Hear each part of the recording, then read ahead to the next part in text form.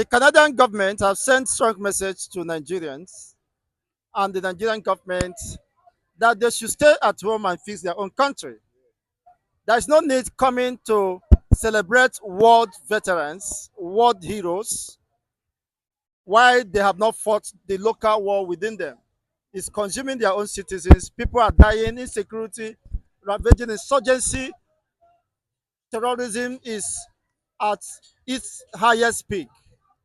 And they are not addressing these issues of importance. And they are coming to celebrate heroes. Your take on this development? Hello, Mr. Chigozie, I think I'm correct. Good morning, our viewers, and I welcome you to the great channel of Mr. Chigozie, where he has given us a platform to say might express our opinion on some issues. First of all, let me thank Canadian Embassy in Nigeria for speaking truth to the authority, yes, for staring them at face, on their face, the reality on ground, for making them to know that, look, your responsibility is first to your country. Do the needful in your country before you go outside and be showcasing yourself. Telling them that charity begins at home. There are issues in your home that you need to fix. You need to make sure you put it to order. Don't leave the fire burning on top of your roof and go to another place and be making and be showing off yourself, showcasing yourself. When you leave fire burning on top of your roof, they have done that to our security chiefs. Imagine they told them some of the human rights violations hanging on their necks. Yes, on number of occasions that chief of defence staff, a 4-star general, the number one security man of the nation. The next person to him, and the person above him is minister of defence. Before you get to commander in chief, that's the number one official personnel, a military personnel, official security man, uniform security man. That's number one. Is the highest. It's a 4-star general. The only 4-star general security official man we have in the country. If they are laying up all these human rights violations upon your head, upon the situation on which you are heading, of which you know many of them, you don't know there have been number of occasions when the Nigerian Air Force will go and bomb the so-called targeted terrorists in their enclave, and they will kill many civilians in their villages, in their home, their farmland. In their social gathering, what have been the outcome of the president carried out on such occasions? Nothing. People have been killed in their home by the lawlessness of the so-called security institutions, Air Force, Army, and co. And this is the number one security man, number one official military man, who has about deeming fit to investigate this and bring those erring military personnel to justice and face trial. It's only in this country you see them doing all those nonsense, and nobody will stand trial. We have all these violations hanging on your neck. You say you are going out to go and showcase, celebrate world heroes. What is that? So Canadian embassies have correctly interpreted the position of things rightly as supposed to have been on them, and have steered their face with the fact and reality of the matter on ground. That, look, these are violations on your neck. What clean record have you to go outside and be celebrating yourself, bragging that you are making progress, whereby you are going down the road backward. So it's a good development from the Canadian embassy. It's a good development from the embassy that they have told them the truth, and I was expecting the government of Nigeria to have instituted a case, a probe into it, and let us see what is the outcome of it. But going by the type of government we have in this country, there won't be anything like that. So let them. So some of them have been rightly served by the treatment he has received from, from Canadian embassy. The chief security, national security adviser, who was bragging, no Rubado, bragging, telling the Canadian embassy to go to hell. I think he has spoken bigger than his mouth. That word is bigger than his mouth. How can you no Rubado, telling the Canadian embassy, Canadian government to go to hell, go to places? Does the man to ask, is this has he capacity to say that? It's just bragging.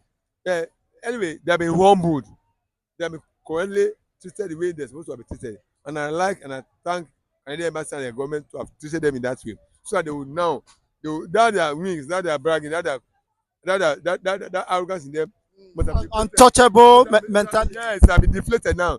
They know they have been cut to their sizes, they have been trimmed, their wings have been they have trimmed their wings.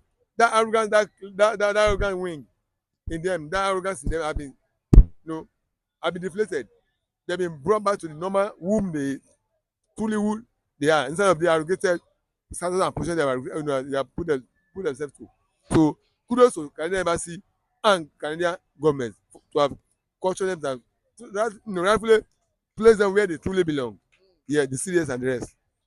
And they were so embittered by such embarrassment. They never saw that coming. I think they are beginning to understand that the world is watching them and will not take it lightly any uh, moment from now. See, Mr. Chigozie, embitterment on the part of those people is not a point to be discussed. Whether they are embittered or not embittered, Canadian government, Canada is a sovereign nation with all the sovereignty of right to do whatever it sees best in its interest. They have a right to allow you to their country or not allow you to their country. If they say they have exercised their sovereignty, they don't allow you to their country, who the hell are you to be questioning them? If you say that you go to hell, they have already gone to hell with you. They have already gone to hell with they have already said to hell with you. We don't want you in our country. So you just saying to hell now. The own as taking president, they have said it before your own come. That to hell with you. We don't want you in our country. You are a failure. Go back and feel those things. These are violations of your past. These are things hanging on your neck. They have already said that to you to hell to your country. Embitterment on their part is not a fault. It's not a matter to be discussed. It doesn't hold any sway. Whether they are embittered or they are embittered to their pocket. There's a proverb in my language, Yoruba language, that says that ìlú tó ń bí ewúrẹ́ tó fi ẹsẹ̀ halẹ̀ ṣó fẹ́ pa lówó ẹ̀jẹ̀ ni. That means no matter what they say what's the business in the inside goat that's making to its owner. Will he arrest his owner and kill the owner? Inú tó ń bẹ ewúrẹ́ tó fẹsẹ̀ halẹ̀ ṣó fẹ́ pa lówó ẹ̀jẹ̀ ni. That is what's the bitterness in goat that's making to his owner. Will he arrest his owner and kill his owner? That's the meaning that I've just interpreted this of the language. So what the embitterment in the so-called heart of the Nigerian military men and the officials? Will they go and attack Canada? What hell will they do to them?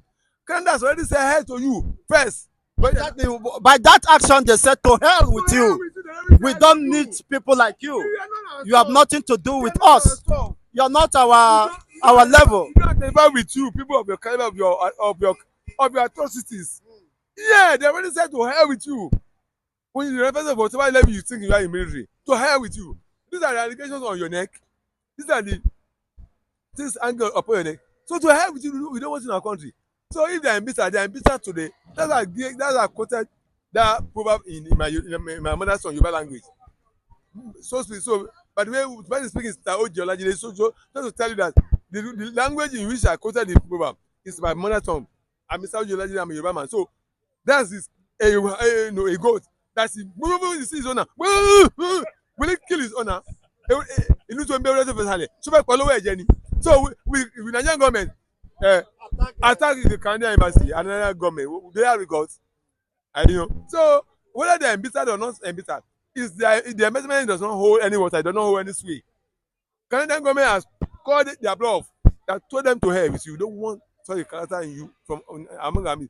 If you don't associate with person of your caliber, of your status, of this is human rights violation hanging upon your neck, go and fix your go. You are by now you are supposed to be undergoing trial and see maybe you be convicted and serving a jail sentence, serving jail sentence, and the corrupt country of yours protecting you, you're not coming out to go and show off before who?